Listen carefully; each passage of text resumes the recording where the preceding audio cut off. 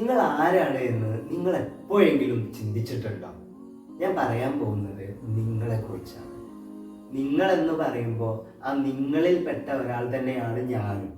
അതായത് ഞാൻ എന്നെക്കുറിച്ച് സംസാരിക്കുന്ന ഇടത്തല്ല ഞാൻ ചിന്തിക്കേണ്ടത്, അല്ലെങ്കിൽ ഞാൻ എൻ്റെ ഒരു സുഹൃത്തിനെ നേരിട്ട് കാണുന്ന സമയത്ത് ഞാൻ അറിയാതെ അവനുമായിട്ട് കണക്ട് ചെയ്യാൻ കഴിയണം.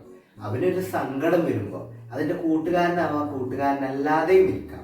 പക്ഷെ ആ നിമിഷത്തിൽ അവനായിട്ട് മാറാൻ കഴിയണം എനിക്ക്. കാരണം എന്താണ്?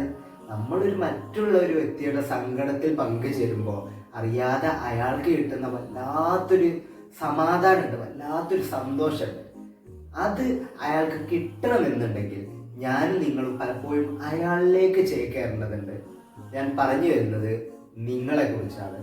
നിങ്ങളും ഞാനും മറ്റ് എല്ലാ സഹജീവികളും നമ്മളായി മാറുന്നയിടത്ത് മാത്രമേ നമുക്ക് സക്സസ് ഉണ്ടാവുള്ളൂ.